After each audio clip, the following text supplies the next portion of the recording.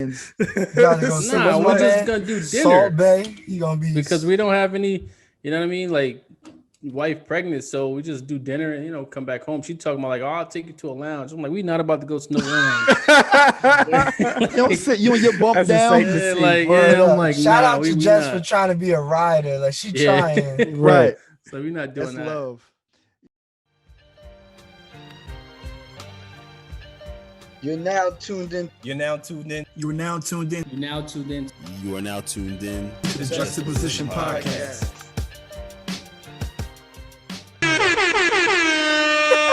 Welcome to episode 51 of the Juxtaposition Podcast, aka the Extraordinary Nobodies, aka the Starting Five, aka the Five Heartbeats, aka 4 Heartbeats and a Guarantee. I'm your host, Arsenio Hall. Oh, you missed that. I know it's all good. I wanted to see because I didn't do it last week. I was trying to see if I bounced out the ball. Could y'all shoot? And he was it was like, nah, oh, shit. That's the rust. That's ring rust. Y'all supposed to be in the gym putting up shots. I don't know what y'all got going on. But what's going on, fellas? How was y'all weeks? Cool. Good. Same old. Getting through the new job. Chill with one of the frat brothers over the weekend. Got up with my good brother, line brother KV over there. Hey. Spent some time in the city. Shout out to your birthday twin. Speaking of, if you are hearing this, James' birthday has passed. James is turning. I'm not gonna say what he's turning, but his birthday is tomorrow as we're recording. So happy birthday, good brother. Yeah. Appreciate y'all. Birthday, bro. Appreciate y'all. So is it like if it's your birthday, make some noise. I know you and A girl got the same birthday. So if y'all was to like merge, would it be like the boy J. Corey or like James Gales? Or nah. Can't merge with another man. Come on now. Me and Zoar. Party. Yeah, see? Listen, I ain't saying, like, you know what I mean? Yo, but Bart, their birthday is the same day. Ours same is 3 day. weeks apart. We try to make it work. They are the same day. They want to be like, nah, y'all are birthday twinsies. Seriously. Yo, I'm telling you, man, it's crazy because, me, Andy and myself have the same birthday, and then Todd and my wife has the same birthday. It's just so weird, Tandy and JJ. Yep. That's how I get a TV show, right? JJ Tandy. Little kid cartoons, Tandy and JJ. Yeah, they like Bert and Ernie. What are the odds? Them two day together until one of them get married. Well, we know who's gonna get married first, and the other one gonna be hot too. Like, yo, how you just gonna do that? Yeah, you're gonna mess around and be the one you don't think that's gonna get married first. I mean, we didn't expect Zoe to get married first. I was about to say I was the last on the list, so I was the first one here. Well, before we get too raunchy, let me make sure I let you all know what we're here to do. We're here to amplify the voice of the modern black man. I just don't want to make sure we get that out the way. So today we're going to be talking about, like I mentioned at the top, what's worth walking away for and what's worth fighting for. So this episode will be successful. We discuss how to determine whether something is worth fighting for or when it's time to walk away. And that applies to people, places, or things. So we're going to dive deeper into that. But James, any special plans you got for your birthday? No, I don't really do much. Might go to dinner this weekend. Dinner on a helicopter as usual. Where you going? Dubai? No. I don't know. Maybe like Steak 48 or like Chop House or something. Steak 48. Does that mean like the how much are the steaks there? Like you get like a filet mignon for like. So just it's a minimum $100 a person. So no matter what you get, they're gonna charge you at least $100. That's like that's like a new policy for some reason. They got like a new dress code and stuff. That's that spot that people were upset about. That's the new no Timbs, no white t-shirts. Yeah, no white t-shirts, no hats. And then it was like minimum $100. Don't care what you spend, what you buy. That's you'll be wild. Charged a minimum of $100. But I mean, like, but the thing is, unconstitutional. But bro, a steak can literally be like $65-$70 anyway. I mean, yes, right? sure. You're spending $100. And you get 2 but drinks. But if I order that, then that's fine. But what if my daughter wants chicken fingers and fries? You're not bringing your child there. Like that's not a place you would bring a kid. And it's not because it's not kid friendly. It's just I don't know this level of wealth. I don't understand. No, I mean, if you're bringing a kid there, that's crazy. And this is in Cleveland. This is with him saying, "I don't know what I'm doing for my birthday." This is, you see what I'm saying? This is his throwaway plans. We're just gonna do dinner. Salt Bay. He gonna be because we don't have any. You know what I mean? Like, wife pregnant, so we just do dinner and come back home. She talking about like, "Oh, I'll take you to a lounge." I'm like, "We not about to go to no lounge." You don't sit. You and your bump down. I'm like, shout out to Jess for trying to be a rider. Like she trying, right? So we're not doing that. Love. Yeah, that is. I'm glad you stepped in to say, you know what, I can sacrifice my drinks for us to go home, so you can. But sidebar, my fault, Bar. I didn't mean to do that. No, good. Before we keep going, I do want to give a shout out to my wife who just finished her master's program from Seton Hall. Hey, congrats! Weekend, congratulations! Air horns. Let's get some air horns in there, Bar. Of course, man. Flex. Y'all are not going to tell me how to use my soundboard. He got bullied into use the air. Okay. She's worth a couple of horns. Appreciate you. Oh, man, that's congrats, a major Jess. accomplishment. That's lovely. Yes. That's a major accomplishment. All that's while the only pregnant thing. too, finishing up. That's the only thing I can say that I did before James. Two people in our house have master's degrees. It don't matter because if you ain't getting more money, that shit don't matter. It's just more money you got to spend. That is true though, yo. Yeah, if you don't maximize that shit just gonna sit on the wall. I just framed my joint too. It look good. I gotta put it up. I've been waiting to get a frame for mine until Tiff gets hers, which means I'm gonna have to buy both of ours in order for me to get the thing on the wall. 200 right there, baby. No, that's 3. This is like 125, 50 a pop. Yeah, no, I got one. Look good, but without like the school crest on the bottom, nothing like that. Yeah, it was like 105. I messed up by getting my rider joint. I ain't giving no shout out. I know what you mean. That's the same people I got mine from. Oh, I messed around and got mine from Ryder, and I was like, nah, I got a match. Oh, yeah, First world problems. I got my undergrad joint off of Amazon for $25. For real? Yep. I'm sure if you're in, don't feel good, but look good. I'm sure if you're in Omaha, Nebraska, you don't give a fuck about our degree frames. So let's go ahead, keep this thing moving. Cleveland, what's going on with you, brother? You look real quiet this afternoon. I like your hat. Chilling. I have actually I said I like your hat. Oh, thank you. I appreciate it. Yeah, I was gonna let that rock. Me too. I got bullied into using my soundboard. I was about to say that. I said, oh shit. Yo, he let you air dry. Oh man, nah, man. It's been a good week. I've been chilling. Nothing major going on really, man. Just kind of wrapping up the summer.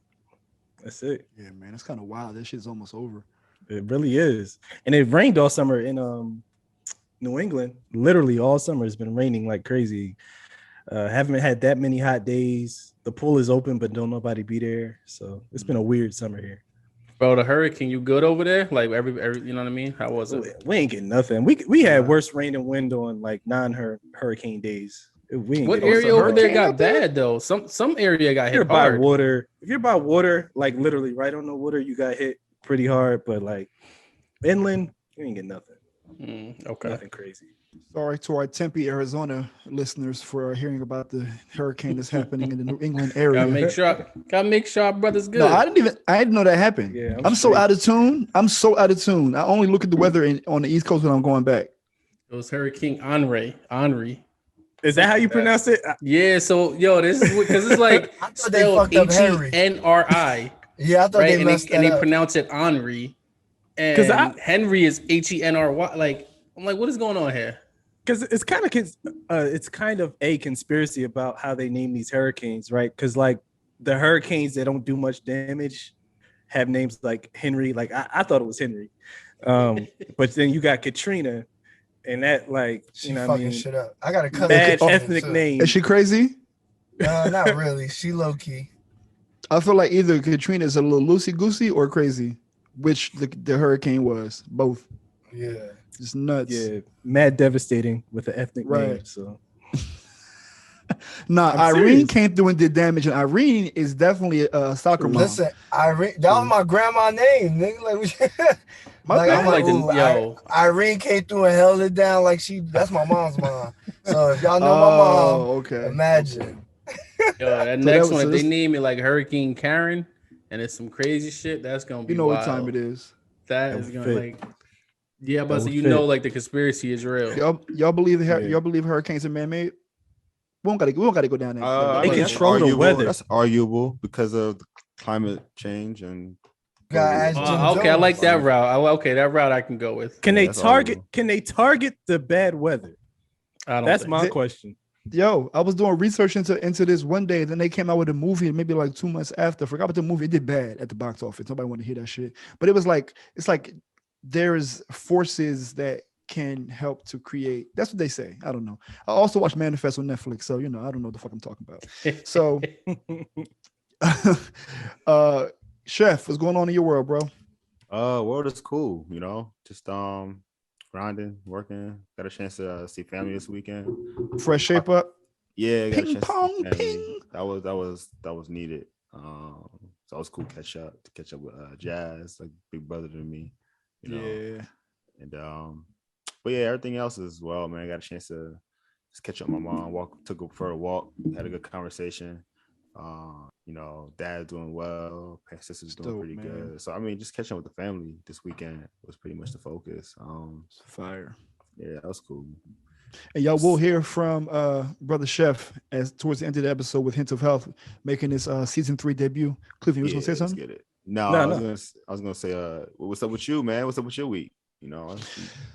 I was kicking it. We went to a wedding for Tiffany's one side of Tiffany's friend group. She was in the wedding. It was in a town called Pleasanton. Yo, when's the last time you felt poor?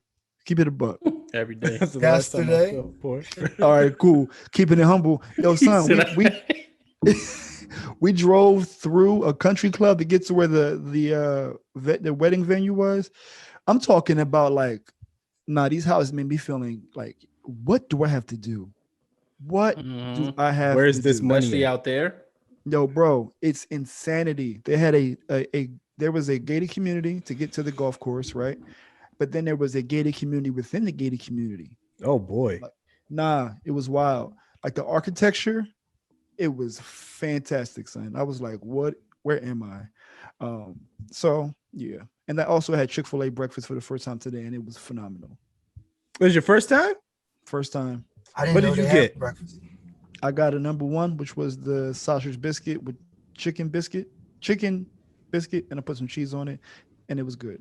I've heard the myths, heard the legend. I'm never up early enough. I don't pass Chick-fil-A on the way to go. Little mini joints. The chicken minis with the honey. My gosh. I'm telling you. My gosh. They do something to you. They do. I don't know. It's just that little extra honey they put on. We even had the little, the old head wiggle when they know that something was real. It's like, yeah, they do something to you. They do something to you. All right, Charles. So no, Zoe, I ain't checking with you. Zoe, what's going on with you? What's going on in your world? Me, I ain't here. I mean, we kicked it to you. Make the shot. Anyway, I appreciate it. Well, it was an interesting week, just kind of back and forth business wise, annoying stuff.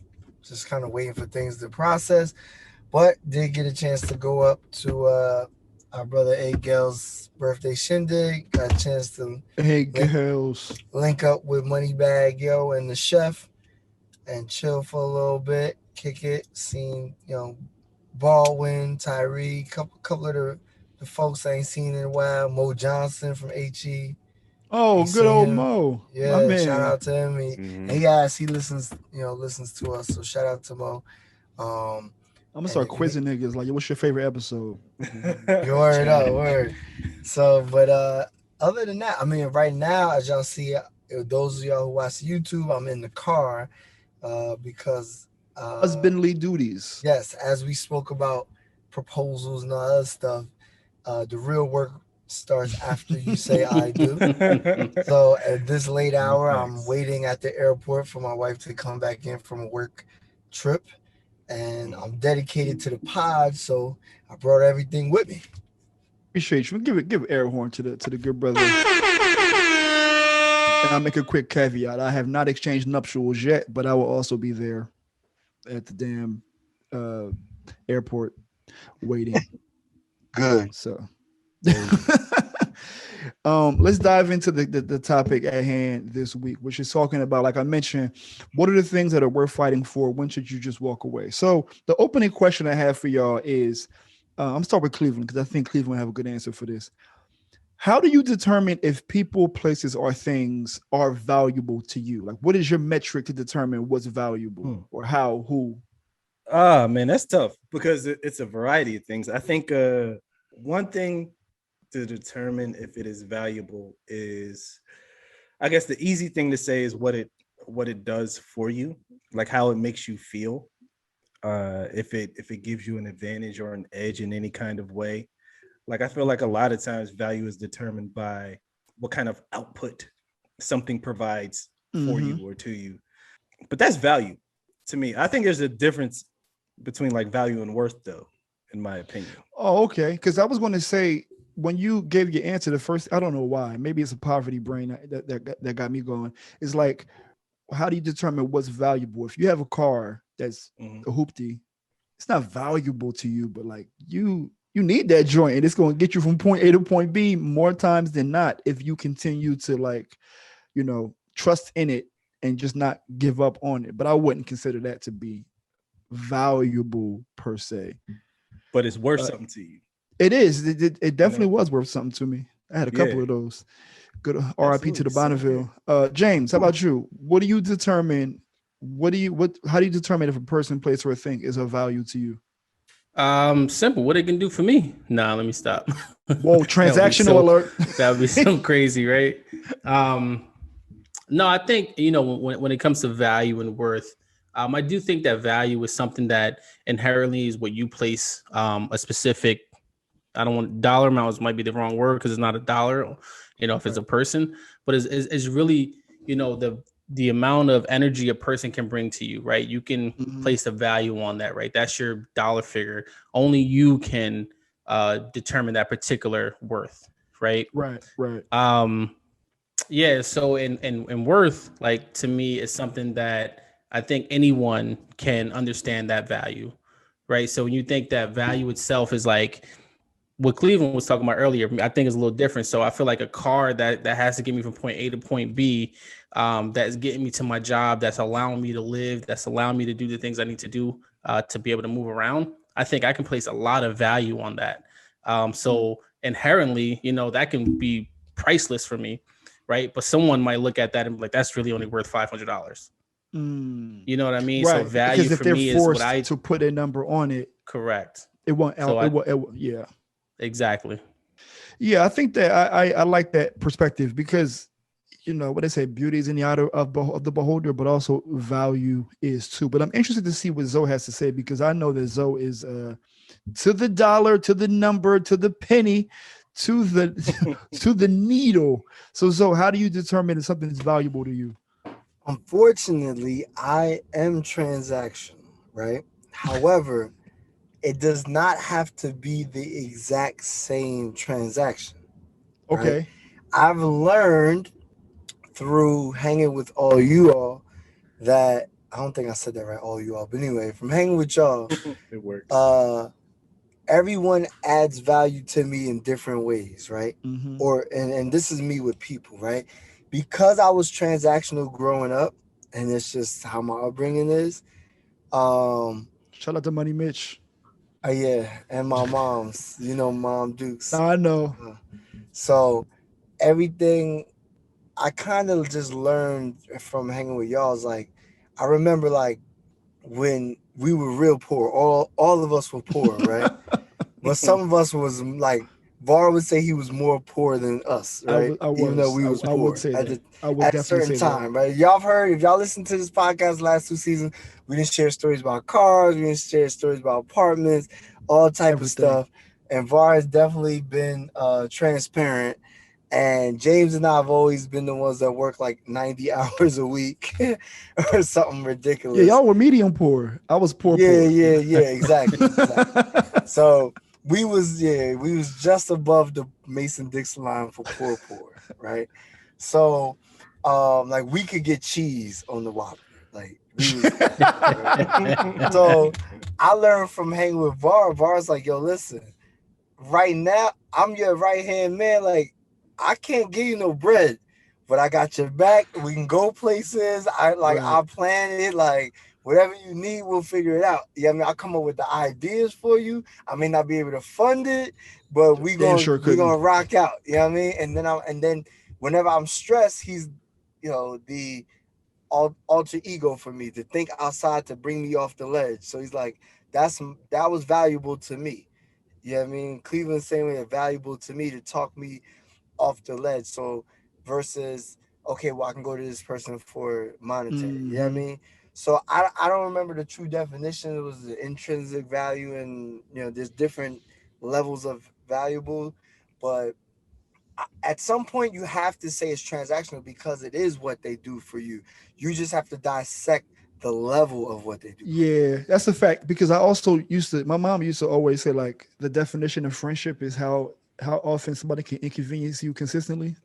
I was like, it's really true. But I think that's how you find value in friendships, because you don't know initially how quote unquote valuable this person will be to you in your life until you kind of go through some turmoil, or there's a point where you have a disagreement and you and that person do not have the same values. Like, you're like, nah, like, it's not the same. I'll give you a small example. I won't say names, but if he's listening to it, he'll know exactly what's going on. Speaking of when we were poor, one of our good brothers never really had bread for real. I can say that because I didn't have bread either, but he kept a $100 bill on him at all times, right? So he used to be like, yo, that's for emergencies only. If you're asking me for money, is that not an emergency? Wait. No, you got to go to the top, bro, because you know what that ride to Wendy's on Olden, right? Oh my God! Anybody Give who it to from him. the Mercer County area know about Olden Avenue, Trenton, Wendy's. When they first extended their hours, we would be leaving Maxine's or TC&J or something, right, and we go, let's go get something to eat. So obviously the individual Varsinio was talking about, right, would say, yo, I'm hungry. Can one of y'all get me something to eat? So me being the driver at the time is like, well, don't you have $100 in your pocket that you always bragging about? Right. Yeah, but that's for emergencies. I'm like, well, being hungry seemed like a fucking emergency to me. When was hunger not an emergency? They have a war on hunger. Like, nigga, you hungry. Eat, motherfucker. Like, matter of fact, you should be buying me something because I brought you here. But that's neither here nor there.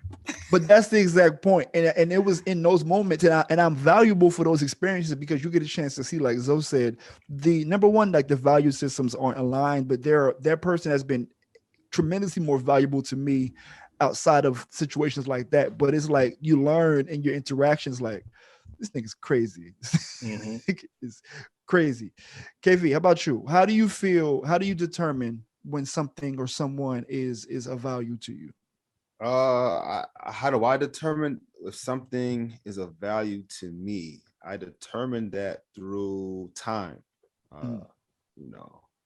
Time determines that for me. I don't determine that. I don't have to do anything but just be a witness to it. And if I'm smart enough, I'll pay attention, right? And I move accordingly. And how long did it take you to adopt that mindset? I've always had that personality, realistically. Like, that just was in my nature, I just had a problem of loving too much, where I just blinded myself from situations, and I had to learn how to change the way I love, right? So people don't understand, like, I don't live for myself anymore, so I can't allow my old self to get into the way of what I got going on now, because I can he cooking now, fellas. Everything. He cooking. Well, you talked about the value of cars. I think that just depends on time too, because you're not gonna look at somebody like Ludacris, right? And an Acura, right? And he values it more now because of who he is now. It's like you value what you have now is supposed to be valued. Like, what's valuable to you now shouldn't change in the future, if that makes sense. Like a car, if it was valuable to you, in that way. I don't say it has to be that way, but I think in going along with time being a factor, I think time does change the value of things, right? I'm sure. So I mean, yeah. Yeah, that makes sense. And the one thing I'm surprised nobody brought up was like impact. Like, that's one of the things that I like to measure, but I didn't want to say it before one of y'all. I didn't want to take that from y'all because I think that people also determine the value of something based on the impact that it has had on you, whether it be a number or a metric, or it's like the more touchy-feely, warm and fuzzy, the way that it made you feel. So with that in mind, I'm gonna start with Zoe. Which do you prefer, Zoe?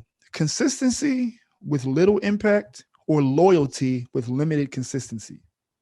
I would say consistency. I think loyalty is situational. Like for people, not me. I mean, if I say I'm loyal, but I don't really, y'all know I got trust issues, so I don't really like feel that people are loyal. I think the dollar amount could change somebody's loyalty, the opposite sex or whoever they're interested in, should I say, be correct, could change your loyalty, whatever. Like a lot of things we've seen that maybe that's the younger part of people, but I mean, I've witnessed 40, 50-year-old people do weird stuff to myself. You know what I mean? That were supposed to be loyal to me because of their genetic makeup. And that didn't, you know what I mean? That didn't work out too well. So I don't care for that too much. I think consistency, because then you're showing me who you are. Then I know how to play that field. You know what I mean? Because that's how we came up with like episodes prior where we talk about like, yo, this person's the person who will always something. That always something, like, yo, Zoe's the person who will always pick up. That's my consistency because I've proven that. It's like a track record thing. Yeah, but that thing for you also has great impact, not small impact. Like, that's a thing that's exponentially, that's a part of your brand. Zoe is loyal, right? But your loyalty is big and people get that from you. You know what I mean? They understand that. But James, I'm gonna ask you the same question. For you, how what do you prefer? Consistently with smaller impact or loyalty with limited consistency? See, I don't really understand that loyalty with limited consistency. Like you can't be like sometimes loyal. Like it's maybe sometimes present. Maybe like they're loyal when when there's a connection, but maybe you're not seeing them or you're not in their space all the time. So that's the thing. You don't have to you don't have to see someone, talk to them every day, even being on their mind, if you will, and you can still be able to pick up the phone. And if you have any type of situation, that person, if they were loyal to, will still be loyal to you at that point in time. So I don't feel like you can be loyal but be inconsistent with it. That just doesn't suit well with me. So you're saying if you're loyal, you're loyal. If you're loyal, no matter what. I mean, I have friends who we don't speak every day. We don't communicate, often. We're not on social media talking to each other. But we don't miss a beat when we need to have a conversation or talk to each other. It's not about like, oh, why haven't you spoke to me in the last week or whatever. It's never that, right? You just you pick up the phone because that's just what it is. And when you have that conversation, it's never about what you haven't done. It's what are we doing now? How are we moving forward? Is this something I can do? Whatever the case is. Yeah, so I think that's in a perfect world. I think that's in a perfect world. Does everybody agree? But do y'all all agree that if you're loyal, and you really can't? Yeah, but I got a question. Is that you can be? I think. I mean, maybe this is a question. Maybe James, you can answer it. I think what VAR maybe or was trying to go to is you can be loyal but inconsistent with your behavioral patterns. Meaning, like I know what James is saying. Like, if you loyal, I'm always loyal. But VAR was saying is like, I may not talk to you every day, which is inconsistent. I may not be around, show up every birthday, but if there's an emergency or when we do talk, we pick up back like we never left, like that. Or like certain people are like clutch. Like, nah, they clutch, but you're not going to see them for not the regular. Yeah, they're not your regulars, but they got you. But that clutchness equals the loyalty because they know it's like they show up right on time. Or they know to hold you down right on time or something like that. I don't know. But for me, that's like, but that's life. Like I guess I look at it differently, right? I don't look at it, someone being inconsistent as me not having a conversation or not seeing that person or that person don't show up for everything. I don't look at that as being inconsistent. I just look at that as being life. Like people living their lives, they have things to do. You know what I mean? Like that's not it. But if you ever feel like you need that person and they're always there in that point in time, that's loyalty. And I think I'll take that all day.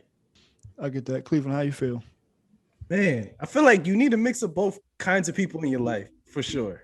Like I think it's nice to have people who are consistent that you can talk to every day or that you can do something with frequently. It is nice to have. Like I feel like if all you had was people that you can call when something was like going down or going wrong or whatever, that's not a bad thing. But I think you would miss that kind of like frequent, consistent communication with somebody, right? I feel like everybody needs a balance of both in their life. And I think everybody has a balance of both in their life. If I had to choose one for where I am now in life, I'm cool with loyalty. And like, yeah, I mean, I'm cool with loyalty. I'm cool with knowing like if my back is against the wall, like I got people I can hit up and they're going to be there. Only because like I kind of have like a built-in consistency, right? I'm married and I got a 14-year-old daughter, so it's always people around me, like at all times. I have that built-in consistency. So if I had to choose one, I'd say loyalty, but both are important in my opinion. Yeah, that's interesting because now that I'm thinking more about it, I'm trying to think about what are opportunities for somebody to be consistent with small impact, and I think when you take the inverse of when we aren't the product of friendship, but when we are the person of service. So if you have a mentee, you feel what I'm saying? If you have a mentee, then you're going to be the one that's going to be more consistent. You're not getting much in return.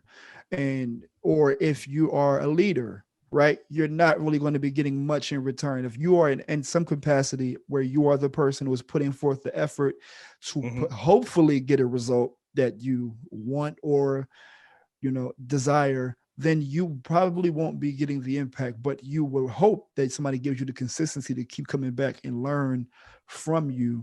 But that's probably the only example I can give where somebody would prefer consistency with small impact. I mean, I feel like that's me. Like that's why I said that. I feel like the person that is the giver or like I lead a team of people all the time. So if they're consistent with me, I'm cool with that. Right. Even if you're not getting anything in return. Yeah. Well, you're getting work in return, but it's not the same. Your investment in them probably is exponentially more than the work that they can do for you, I would imagine. Yeah, when I'm dealing with parole officers and stuff like shelters, that's a little bit more than I, thought was going to entail. You were going to say something, James? Oh no, I was just gonna, kind of agree with the whole consistency with the little impact in terms of what you're saying. Because I mean, like I said, consistency is obviously great. You want consistency. I think anyone in life wants consistency, unless you change is always good and whatever. But sometimes structure, knowing what's gonna happen, you can know what to expect is always good. So I can see how people would want that. It's just that as you get older, and it just depends on, I guess, where you're at in your life. As you get older, like Cleveland said, we have built-in consistency now, right? You want that loyalty, and I think it's just a matter of where you're at in your life that probably will change that. So you have to interpret that, and you have to see what's important to you. But for me, it's definitely loyalty. That makes a lot of sense based on where you are in your life and how you're rocking. That makes sense. Kev, do you have anything else? Did you want to chime in on this in terms of the consistency with smaller impact or loyalty with limited consistency? Consistency with limited impact, or consistency with smaller impact or loyalty with limited consistency. And you want this from one person? No, which is what you prefer. What's the one that you lean more towards? Because you guys touched on some things that, like, you guys did a lot, right? And being the last person is pretty much. I know. Either I'm gonna repeat it. Right. It's like, I could just repeat everything everybody else said. Yeah, right. I'll tell you. Well, I'll say this, right? Because Cleveland made up a good point. Because I think the point was you need that consistency, right? But then you built that with your nucleus as a family, right? As you become older in time, priorities change. People that you have to communicate every day with changes, and then for different reasons, right? Some is work related, some is family related, but those are your consistent communicating outlets, right? In terms of communication. Then you have friends that you just, like James mentioned, you just haven't talked to on an everyday basis, but you can just pick up the beat on sound, right? That's important. So if I'm asked for it, so is which one do I prefer? Yeah, which one do you prefer today in your current state of life? The question is interesting, right? Because the one thing you can need know both. Is that you need both, though. You know, you for sure need both, right? This not the crate challenge. So if you fall, if you choose the other direction, it's cool. You're not gonna die. No, you're not. You're not gonna die. I mean, you're not gonna die. You're right, but it's as a thought that if I'm gonna say something that's gonna make sense, then I got to put some thought into that, right? Yeah. Well, but I'll go into saying this much about it, right? Because the points you guys made are important parts, but you need both, though. I don't necessarily know if it's one over the other. And if you're asking me which one do I get the most now, I mean, I get equally both, right? They both play a real role in network or a person or external relationships or whatever is relating to as outsource, insource. Those are both important, right? Which one I care about? I mean, I could do consistency with limited impact because that doesn't really, honestly, this is an interesting question. I think they both. It's hard to choose, yo. Because it's not that you're supposed to choose one or the other, though. That's the point I'm making. You right? can It's only like choose one. But they don't. You can definitely have both. I mean, you can. So for what you're saying, Kev.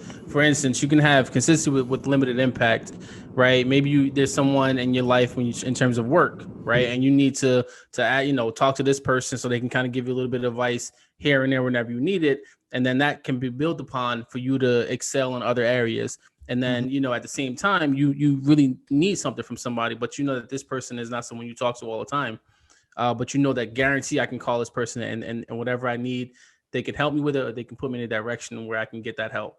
So I can understand the ability to have both, or the ability to want both in your life. I definitely get that point of view. But it's definitely, that's why I posed the first question. The first question I asked you guys earlier was, do we want this from one person? Right. Are we asking, all right, if I had to choose, Cleveland, do I want you to be consistent with limited impact, or do I want you to be, loyal?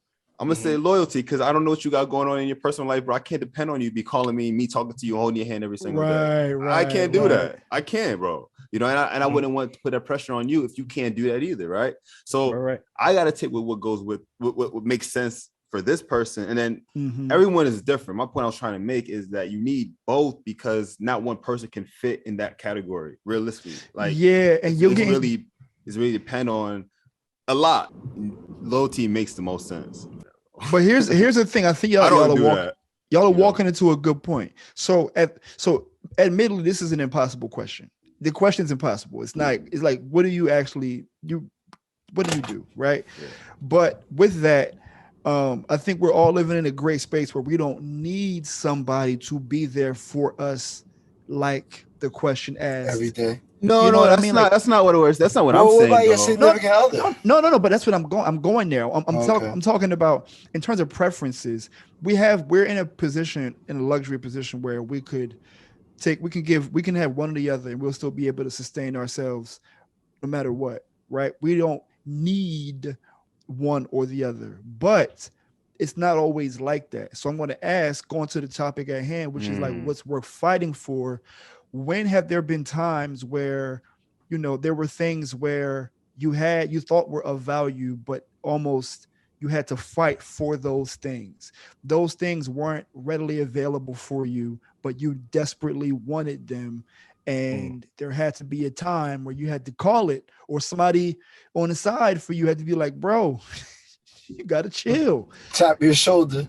Right. Like you got to have y'all had opportunities? Can y'all recall times where you wanted something and you were chasing it and it just wasn't what you needed to be chasing? Yeah. Some box. I'm gonna go in a different direction for this. Because you brought this to my attention during the pre-show preparation. Like, one of the things that I needed to kind of let go of was living in South Jersey. to be honest with you. It was one of those things that was consistent with little impact. It was like super consistent, super dependable. I had my family base and structure there. I don't want to say they were not impactful. However, what I needed within my life, it was low impact.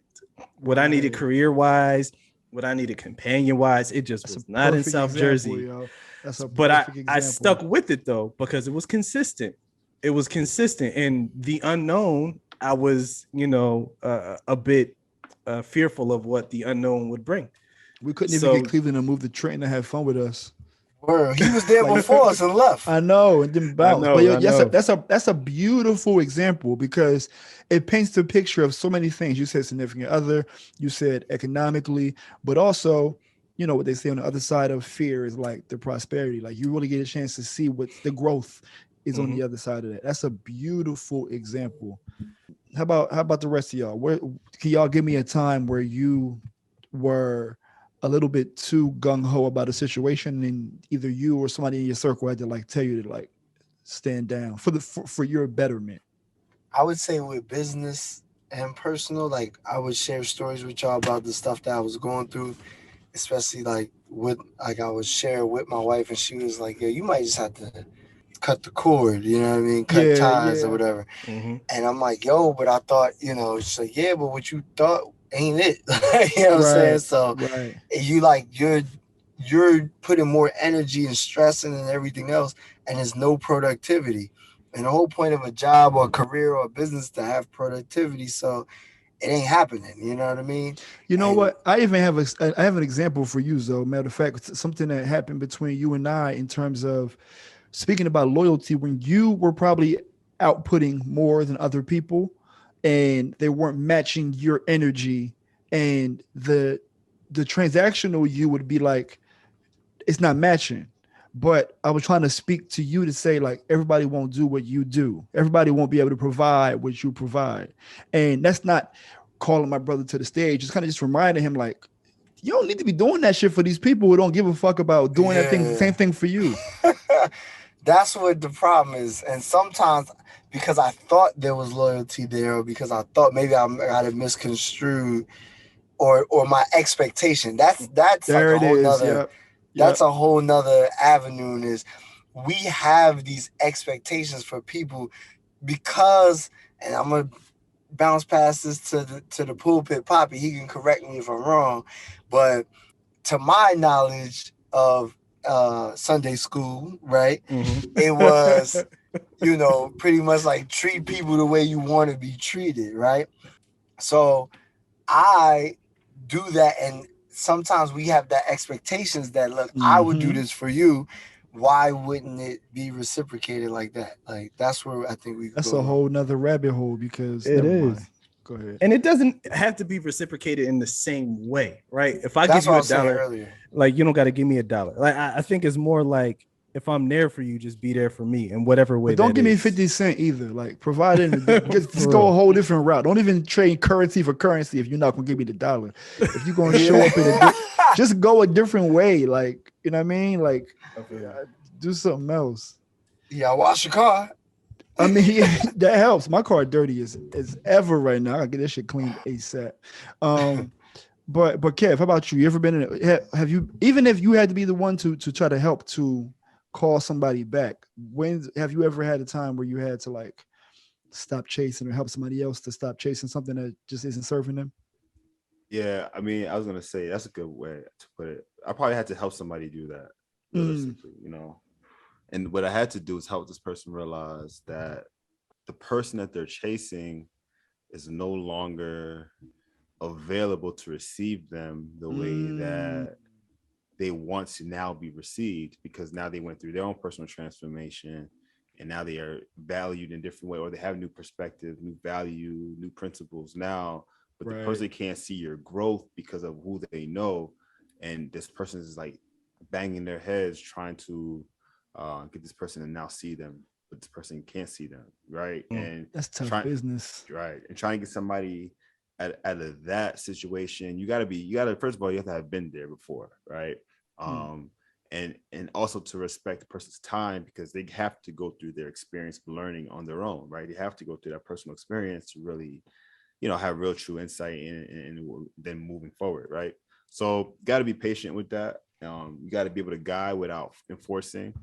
You don't want to say I told you so, but Yeah. Sometimes it fits though.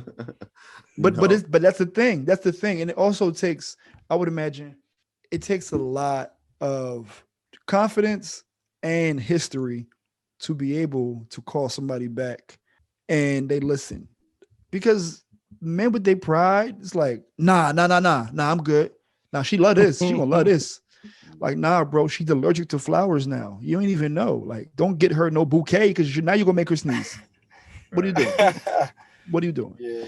You have to listen. I know James is too cool to have ever had to tell himself to stop. But who did you help off the ledge, James? I'm trying to think. I can't think of anything right now. I've personally seen you stop a few people from themselves. It's like, yo, what are you doing? A simple James, what are you doing is effective enough to be like, oh, I'm fucking up with life. I'm sure I'm sure I've done that. Like I'm certain of that, but I'm trying to think of like a specific situation, person in my mind that I had to really have that conversation, and for it to be impactful, because you can have the conversation and the impact may not be there because I guess they're just they're not ready to receive it. And that's why a lot of time, like, I can't really think because I don't do it too often. It's almost like having some type of addiction, right? You're not going to stop until you're ready to stop. Right. So you can have that conversation with someone, and if they're not ready to let go, if they're not ready to see or realize what's happening, they're going to keep doing it. And that's the last thing I want to do, is have a conversation and waste my time and energy for you to go back and do the same thing again. Like that's of like insanity. a pet peeve. Like, I can't, you know what I mean? So it's like, I just sometimes just let people run the course. So James, with that said, here's another question for you. From a general perspective, what do you think is worth fighting for? Fight for what you want, period. It doesn't matter what it is. And that's one thing too, is don't allow anybody to tell you differently. Right. And it goes back to you're not going to realize it until you're ready to realize it. But if you truly want it, and it's something that you feel like is worth your time, it's something that you can see see something in the future. Because if you can't realize this person, this thing, this place, if that, whatever that is, if you can't see that in your future, then obviously you shouldn't be chasing it. Right. I think that's first and foremost. However, if there's something that you want, chase it. Go after it. I think do what it takes to get it. In history shows, a lot of folks when it comes to people, they manifest and create that is supposed to be the person they are going to be with. Now, history also showed that I've commented on that and been right every time, and people were not too receptive. But that's the thing. It comes, but you actually realize that, right? So if you're not honest with yourself, you're not going to realize self-awareness, that, man. Right? That's key. If you sitting here and y'all broke up 5 times in the last 2 days, right? And you saying that, this is my future. I love her.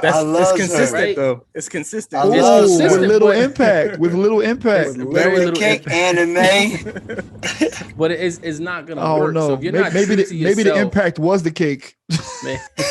I mean, listen, that'll have people running back, boy. You know what I mean? So I don't know, man. I just think that if you want something, if you truly want something, and this doesn't necessarily have to be just a person, right? I don't want us to get tied up with just a relationship. Right. Because it can be, it could be a career, it could be a dream, it can be a lot, right? So for those particular things, especially your dream, especially if it's something that you truly want to do, right? Don't allow someone to tell you, no, you need to do something different.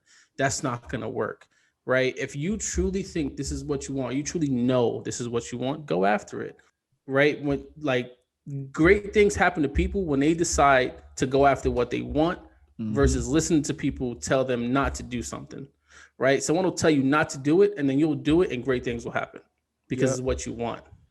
And we're talking to the right crew when it comes to this, because I also think that This question is designed for us to talk about things that we have that we deem to be valuable in order to work and worth fighting for. But I also think that we are very successful in navigating what's worth fighting for because we've all had to visualize and manifest and put the energy towards and be consistent and be patient for those goals that we set forth, whether they have happened now or you making progress towards them currently.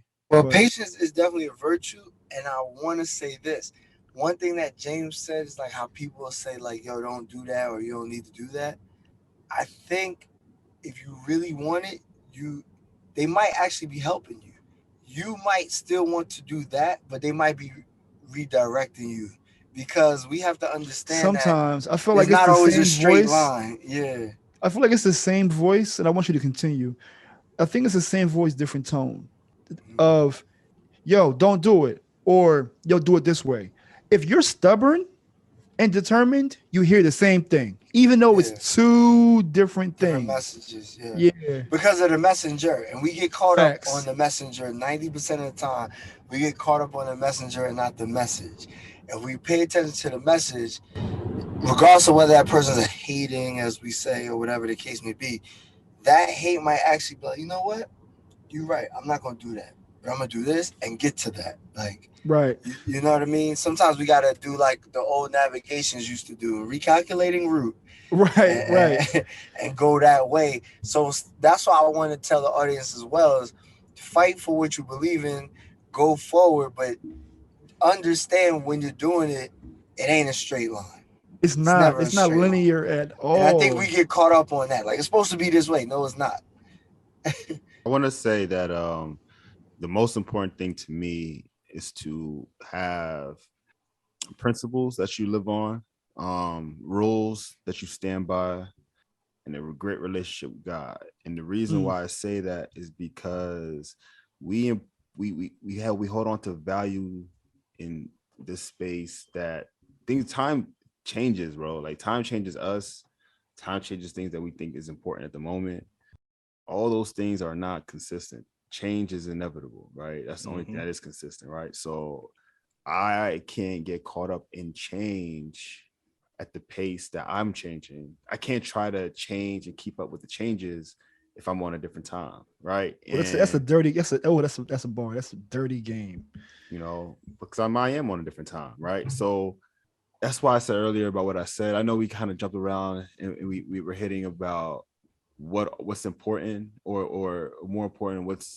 I say this is the thing, right? I say the principles are important, your values are important, your ethics are important. Like the intangibles are very important to have a good understanding of who you are and grow into those people, grow into yourself, because things change, right? And I said that before, but I guess the point I'm trying to like circle back around to cap at it is with the relationship, as much as the small impact, consistency, that goes hand in hand, but it's more about just being solid. I think if what's worth fighting for is the things that align with those principles, right?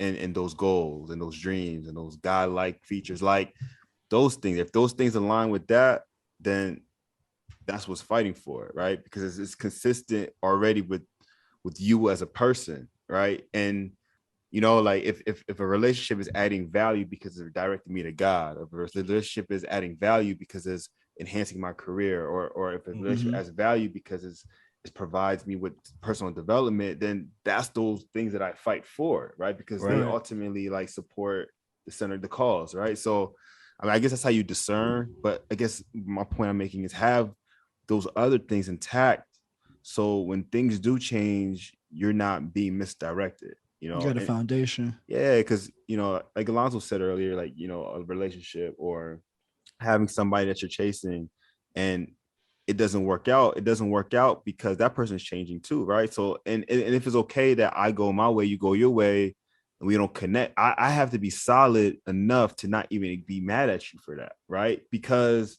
it takes a long time, though. Like a lot of growth, I should say, not a long time. Everybody isn't there. I'll tell you something that's important. No one is indebted to nobody at all. Facts. Right. And regardless of like what value that person brings into your life or relationship, or what love you feel from that person, that person's not indebted to give that back to you in the way that you feel like you should deserve it, because everyone's languages are different, right? So the principles are solid, because if you have that, when you connect, then nothing should ever change, as James mentioned earlier, and I'll end it there. Yeah, and that reminds me of in a comedic but also serious way about Cleveland setting those pillars in his relationship before, when he was proposing it and before they were exchanging nuptials. I think that's an important piece. If you have guidelines and boundaries by which to operate through or with, when shit's out of whack, you at least have that map to go to be able to go like, where am I? Because sometimes it's in your spirit. You just feel like this isn't working. And also something I don't want to understate is the fact that sometimes the thing won't want you back. And it doesn't have to be a person. Like, like for instance, Cleveland, you mentioned leaving South Jersey. Sometimes we can trick ourselves into thinking, okay, South Jersey is where I need to be.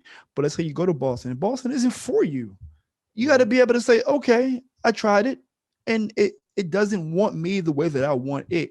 And I think that's okay too. Well, that's people, places, things. There's not a 1 + 1 = 2, and your path probably won't be linear, like Zoe said. So you also have to know you're looking at a career change. You're trying to attract a certain person. They may not want you the way that you want them, but there's always, always, always a lesson in that journey from point A to point B. That's for sure. Facts. Cleveland, I'm going to ask this question to you.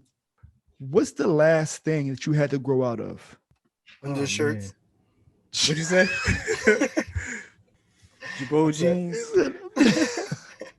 The last thing that I had to grow out of. This question coming to all of y'all, so get y'all questions. Get your answers ready. Honestly, a really real answer is outside affirmation, like affirmation of people, like needing people to tell me that I'm good at something, needing people to tell me whatever it is. I had to grow out of that, man. I had to grow out of always wondering what someone else's opinion is of me or how I'm moving and what I'm doing. Not to say that I discard wise counsel. I don't. I actually welcome it. I seek it.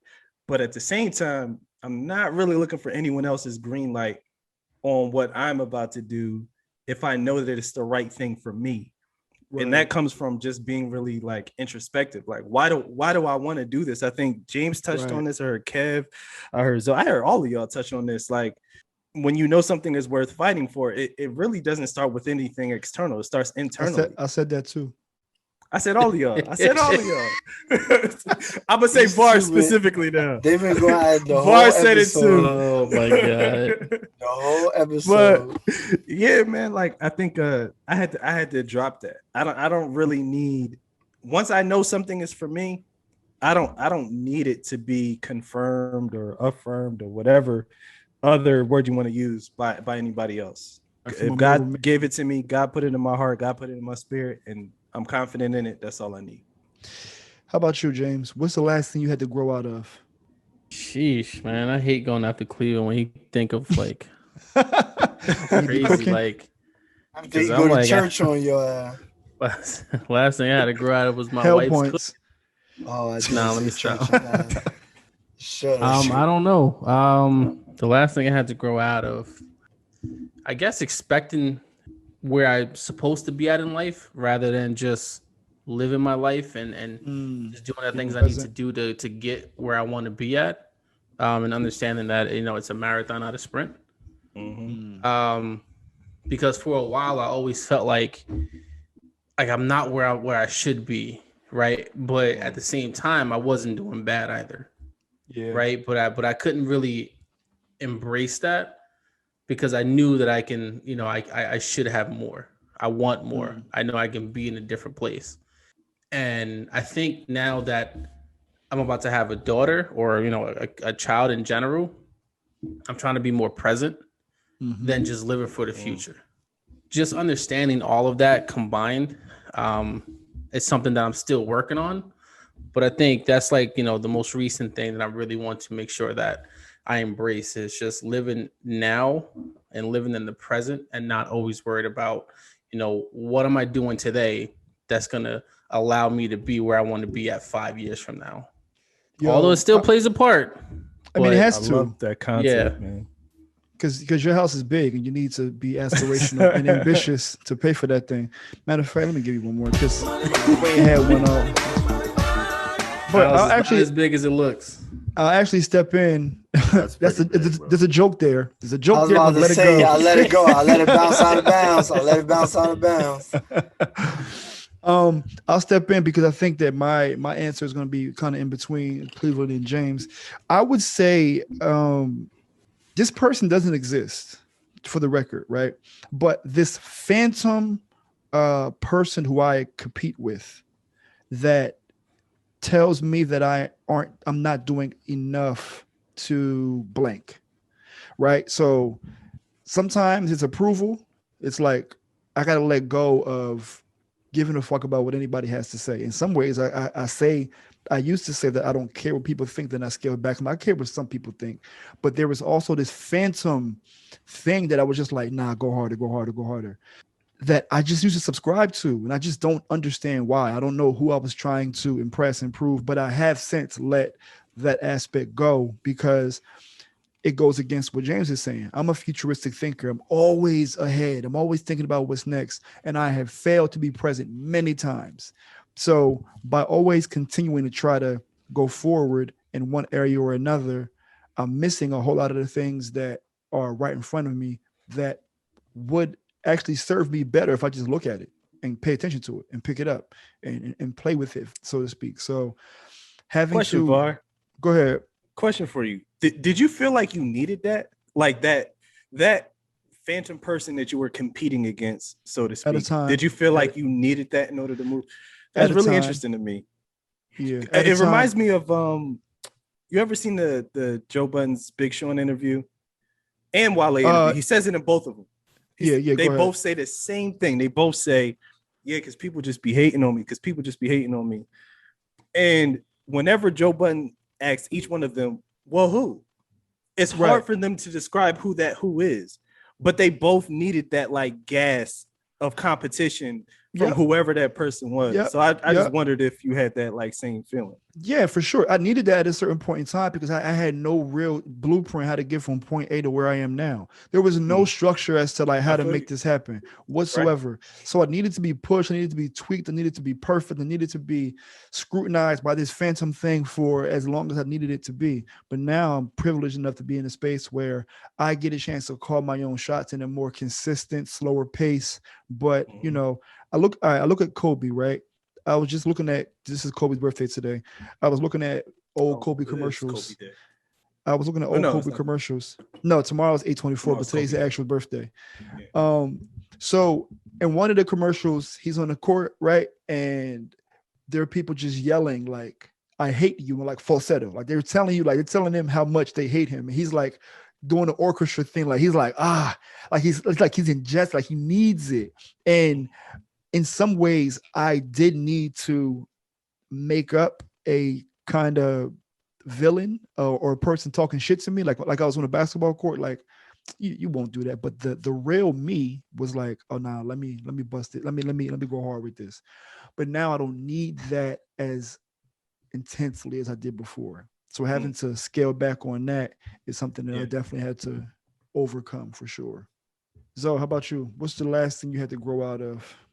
Apartment I just moved out of because that shit was tight and I had 2 kids. I needed extra space. Like That's I would say that's like a physical, literal truth, right? But it still works. Yeah, because I needed something different. I needed something bigger, better, more, something I achieved to do. Mm-hmm. But I will say, personally, I know y'all probably gonna think I'm lying, but I would say shooting from the hip, meaning like with my comments. Like I realize I have to dissect on who the comments are going to, right? Because a lot of people, my opinion is not always wanted, right? Regardless of whether it's accurate or whether it's right or whatever. Yo, this is breaking news, yo. Even if I see This is therapy laying on This the needs to be couch in zone breakthrough. I told y'all wasn't gonna believe me. Poetry in motion. All I heard is that's what Zoe was doing right now. Pick up the pieces. Nah, but I had to realize this because, like, with y'all, we have conversation, right, back and forth. Mm-hmm. But a lot of it comes from my loyalty, where I try to protect them from themselves or prevent them from falling off the ledge. But a lot of times my commentary pushes them over the ledge, even though I'm trying to save them, right? I'm like, nah, don't do that, idiot. And then they're like, oh, I'm an idiot. So then they just fall off the ledge, as opposed to realizing the don't do it part. Yeah. So I've scaled back. I told y'all in the pre-show, I will say a side comment to my mans as opposed to directly. Like before me, I would have said something to that person.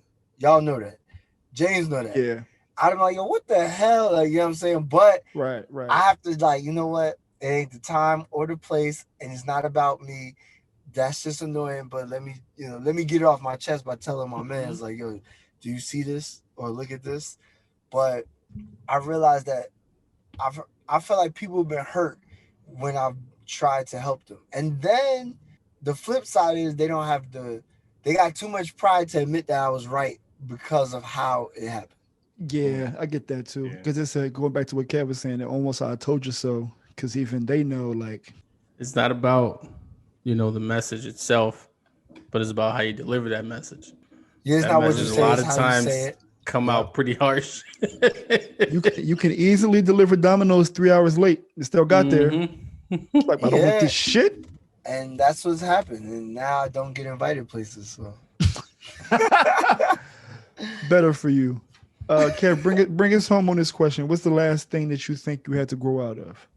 Last thing that I think that I have to grow out of. Had, like previously, like past. you already overcome. Yeah. I like where you went with that, VAR, because I feel like I don't think I overcame this yet. I mean, if I had to so it's the social thing, the social impact thing, or being whatever I thought people's expectations of me was. Okay. I just have to grow out of that. I think it's a needed thing to free yourself in that way. Right. And that I'll say that I'll keep it short. It was me having to grow out of the expectations of other people. As we wrap up this segment, I have one more question for y'all that we're going to shift it over to Chef to give us a hint of health. Obviously, we want to make sure that we're providing value for folks who are listening to this. And if you're listening to this for the content of what's worth fighting for, I want you to give me one thing, not a story, just one thing that you think is consistent that may be worth fighting for, that you want to leave our listeners with. I'll go first. I'll get it out the way because I'm sure somebody's going to say it. I think love is worth fighting for. Zoe. Saying that. I think so. And I have fought for it. I mean, if you know, you know. Yep. So I will agree. Love, and I mean, you haven't gotten there yet, but at some point in your life, family. Like when you develop family, I like that. A larger. I mean, your significant other is your family, especially now that you're a guarantee. Right. But thank you so much. But I guess the larger once the branches start forming on the tree, that's something. Once I shoot the club, once I leave it in. Yeah. There you go. Yep. There you go. Yeah. So I think that's the two that should always be worth fighting for. However, not if it's like super toxic, like domestic or something like that. Like, right. Mm-hmm. We could say healthy family dynamics. Correct. Are worth fighting for. There you go. Cleveland. I'm gonna put James going after Cleveland again, just so you know. Cleveland, what do you think is worth fighting for? Your godly purpose, whatever it is. He loaded the clip on you, James. Yo, he definitely unloaded straight AK-47. Yeah. How you gonna do that? My godly purpose. Because God said. Gotta say it real deep. Godly purpose. Wow. I know. Go ahead, James. He about to go lay down.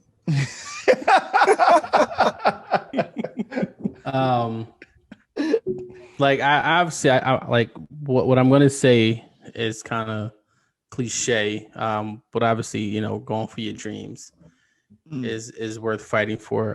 But I also want to add your peace and your sanity. Ooh, You better is worth believe fighting that, for. boy.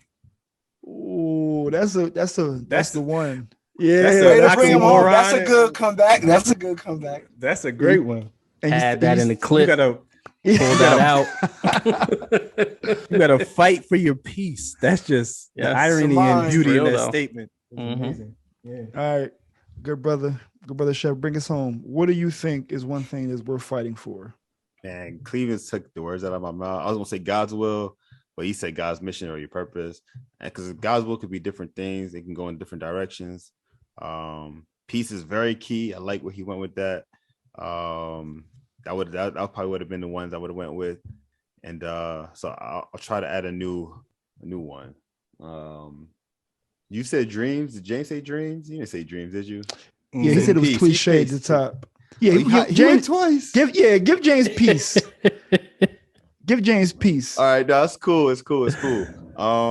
Man, fight for your loved ones. Yeah, fight for your loved ones. You know, the one that's the vulnerable ones. The ones that can't fight for themselves. Yeah. I like the way the guys felt. The fellas took the cake on that. I would agree with everything you guys said, to be honest. All right, bet. So with that said, kick it over to my man Chef for our season 3 debut of Hint of Health. Appreciate you guys. Welcome to the Chef's Kitchen, as you guys can see on today's segment on the Hint of Health. No GMO.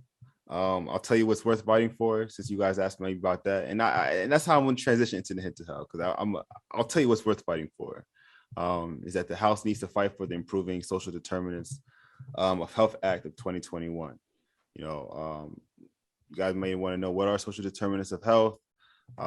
Social determinants of health are the conditions in which people are born, where they grow, where they live, where they work, and where they age.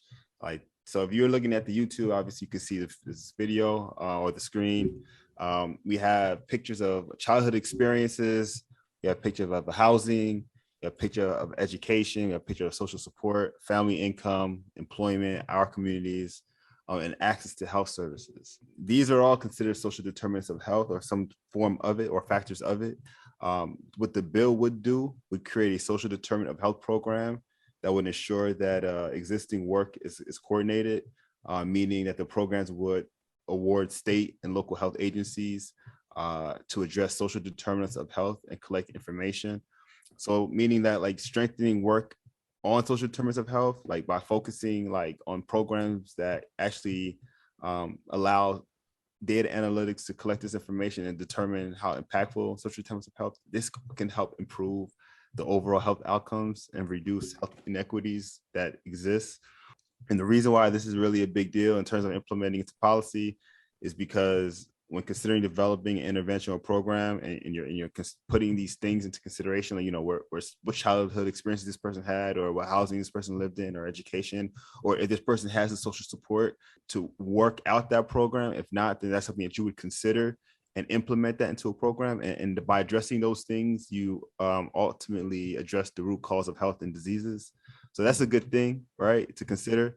So when you talk about the overall health of a person, like, it's interesting because when you think about it, you're thinking about medication, or this person is just a bad person. In reality, like, there's a lot of factors that determine the overall health outcome of an individual. And if you're, again, now still looking at the YouTube, if you're still like checking in on the YouTube channel, you can see a pie chart that's broken up into 5 domains. And in each 5 of these domains, essentially, you have 40% of what contributes to an overall health as genetics, 30% is a person's behavior, 15% it's social circumstances, which is their network or through the heavy support system. Like, think about the opioid epidemic, right? Like, the programs are being implemented for most cases because people have housing. So, or more sense, these people have social support. So these programs work for certain types of groups of people. So by considering like someone's social support network, you can really like put some dope ass programs out in the space. So 10% is healthcare, and then 5% is social environment, right? So when the focus is addressing unhealthy behaviors, which gives you guys a better improving health outcome. So if we can focus on putting programming to address these things, then the outcome ultimately will be more lasting, right? So that's the focus for that. So pretty much, like, the takeaways when you're looking at the social determinants of health, and you're considering, you're taking social determinants of health into account of putting into programs and interventions. It has been proven to be very successful. So in July, the House Committee and Subcommittee are gaining support from small organizations that are trying to encourage the Improving Social Determinant of Health Act of 2021 to be implemented. And ultimately, the response would help support the health inequities that exist in today's time, right? So it would improve the daily living conditions on a day-to-day. It'll help tackle an equitable distribution of money, power, and resources. And then when implementing programming, it'll help us to understand the root problem and how to implement impact of action, or how to assess the impact of action, rather. And that's today's segment. So that's something that's worth fighting for. So hopefully this bill gets put into action. And if it does get put into action, then we can for sure at least see some, positive things to come of it. My guy, thank you for that. Super, super informative. And I think the thing that I like the most about that is you're giving us the underlying reasons as to what contributes to what healthy is. We all think about health in this one way. And if you were looking at the pie chart, the smallest amount was healthcare. It's all about, but the biggest part was personal decisions. Yeah, personal behaviors. Personal behaviors, which is like what you do from day to day, which contribute to what you need from a healthcare organization. I think that was fire, bro. Appreciate you. That's what just trying to push that forward. So there we go. Thanks, Chef. Now I'm going to kick it over to your favorite segment, which is Here we go, yo. Here we go, yo. So what's the scenario? Hey, yo, Zoe knows this. Zoe knows that. So light skin. Zoe stay black. Shit, you already know. Never, boy. That's probably one of the best things I ever did. Anyway, I will say for Zoe knows, there's been a lot of weird stuff going on in the world right now. So, first order of news is that I'm 50% vaccinated. Right? I went and actually, me. I thought you've been had it. Nah, so I was waiting. You got the antibodies. Yeah, because I had it last year, and I was also waiting to see what happened with y'all niggas. Somebody, you know my theory. I'd rather be the person to tell the story than the story is about. So I was waiting to see, like, you know what? Let me just be the last man standing. But I went and got it, and my next one is after the 4th, after Labor Day. So that'll be my part 2. Second with Zoe knows is the Sha'Carri Richardson story. I don't know. I mean, we mentioned it last time, felt bad for her. And what I tell y'all? She got smoked. I mean, smoked. But she didn't run her time though. Yeah, I mean, I think it happens. Like, it literally happens. Like, I don't like how people are rooting, but now hating on her. Like, come on, bro. Like, yeah, they OD and they rooting for her downfall. I don't like that. I just was like, well, maybe she needed that. Sometimes people need that little smack in the face, the rude awakening. I mean, she already had it with the whole, suspension thing. But sometimes people, the cockiness, I could just come back like, nah, there's always somebody waiting to take your slot. So 10-5 coming. Yeah, always be on point. You know what I mean? The preparation, like Cleveland and Var mentioned earlier. So, I mean, I wish her luck. I say she's young. I say it was a learning lesson for her because she is elite. I just think that she had to go through that. Don't talk about it, be about it, first of all. And, just don't get caught up in that media stuff. And that kind of was her lesson, right, in that situation. I think it's like also obviously I don't know anything about what she does on a day-to-day basis. Right. It is what it is. But I'm just want to say, don't let the actual track and field go to the waistline because of the celebrity status now. That's what I hope she's not doing, right? So you're folks so focused on, getting the bag from the track and field. But if you lose sight on actually performing, that bag will go quickly because Disappear. it's always about what have you done for me lately when it comes to something like this. So if you're Especially not winning, sports. that bag will go away quick. So I just hope that she gets back on the track and wins. Yeah. But she went Better from a listen. hero to an underdog real quick. Yeah, and y'all better listen to him. That's money bag, yo. So you know about the bag. You know what I'm saying? Tell you, don't lose that shit because it will be gone quickly. You'll have to excuse Alonzo. He's actually performing his husbandly duties and he's on the road. So Yeah, I'm audio quality is a multitasking. little different. Yeah, I'm It's 'cause he's multitasking right now. So on the move. because it was worth fighting for, I'm actually over here doing what I gotta do. And then we have, I don't even know where to go with this, but I just want to hear y'all opinion on this damn crate challenge. Like, what the hell is going on? I saw 2 in the success hood? stories. You seen Shorty with the heels? No, I heard about it. I ain't seen the heels. I heard. Oh, you seen it in person, Kev? No, video. Yeah. Oh, I'm about to say, yo, When- you are in the field. No. I seen What? that. Wait. I didn't say this during the pre-show because I wanted to wait to ask y'all on the air. What is the crate challenge? I don't. Where have you Oh, been? you don't know, bro? You No. can't be living under a rock. I mean, Or they under say a crate. blessed be Under the a rock, crate. but he under.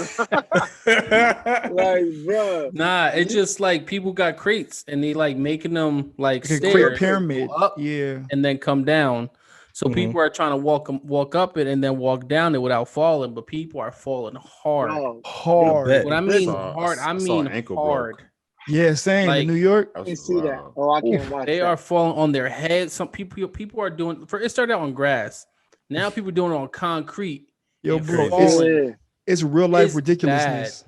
Dog, It's bad. Why are It's people black. doing this? It's black people ridiculousness because that And it's show also we like was the Hood never on. Olympics. Yeah, we was never on ridiculousness, right? Like very rarely. I used to watch that show and I used to like, okay, that's one black person every 12 episodes, right? But this, just go on Snoop Dogg's page because he been catching all of them. That's where I be seeing them. Like, yo, when Either you see Snoop's this, social media manager is fire or Snoop just be chilling and doing a whole bunch of nothing. He can't. He's on every commercial. yeah, he busy recording commercials and doing products, right? But I don't know, but that dog, this crate challenge. First of all, I didn't know this many crates. Where's people collecting all these crates? I was don't saying know. the same thing. I don't know how did people just come out of nowhere. I didn't even know crates still existed. Like I haven't seen a crate. I used to And get God buckets on forbid- crates. Bro, Word. seriously though, like crate, and then them joints used to be my box spring too growing up. So Oh, I understand where yes. the crates used to come in at. Yes. But I haven't seen a crate like literally like when do people deliver milk and stuff like that? Are they still coming in crate? Maybe I mean, they're around where from they the get these 80s. from? You can't recycle a crate. Nah, but I think that some stuff like I know the Boys and Girls Club used to deliver that milk when I worked there, still in them crates back in the day. There's still certain places that still deliver stuff in crates, I guess. People are seeking them out and they're hurting themselves. I was like, as a kid, I would absolutely have done that. Like an idiot, done it once, fell, wouldn't did it Yo, again. who would have Bro, thought? as an adult, I had to I just am check not out a video trying it. as y'all. Oh, you seen explaining it? this. First of all, it's 19.2 thousand crate challenge videos on Instagram right now See? with the Yeah, hashtag. it's a lot. Yo, these jaws are Wow. crazy. This video, for the record, Bro. the clips will hashtag crate challenge. Just so y'all know. We have Word to. up. Dog, it's crazy. I'm trying to figure out what is possessing these people. Like the money that they even betting is not even worth it because your medical. There's a bill crate is gonna challenge be- happening right now in San Jose, California, and the grand prize is $200. Yeah, Like, okay. that's Get not- out of here. That is 200 dinner. is the medical bill after charity care. Yeah. Like, Yeah, get nah. out of here. Yeah, I don't understand it, but I figured it was going crazy. It's viral. It was something to speak about. And I said, would any of us, but James answered the question. I would have done it as a Absolutely young. not. I would have back in the Not day. doing no. I wouldn't do that now. The most thing I did as an adult was that ice bucket challenge. But I mean, You know damn well you don't even know donate money to ALS. I did for that time frame because everything was about it. I just did, my little $20, kept it pushing. But You keeping the ball for the Serenity Prayer? yeah, so So God grant us the serenity to accept the things we cannot change, the courage to change the things we can, and the wisdom to know the difference between the two. Thank you. Before we wrap up, I have one more question to ask y'all. As we know, the episode was going to be successful. We were going to be able to discuss how to determine whether something is worth fighting for or if it's time to walk away. Do y'all think we accomplished our goal? Absolutely. Yes. Yeah, Absolutely. we given a framework, so. with the internal values, things, and navigating through those. Give them a and be something. patient. Yeah, I think all those things, you got to go back into it though. They got to listen closely. Yeah. Just take some notes, and while you're on your way out the door, enjoy these tunes. Is there a heart? Is there a heart in the house? That was episode 51 of the Juxtaposition podcast. We'll be back with y'all next week for episode 52, the Ray Lewis episode. We'll see y'all next week. Peace. That it don't take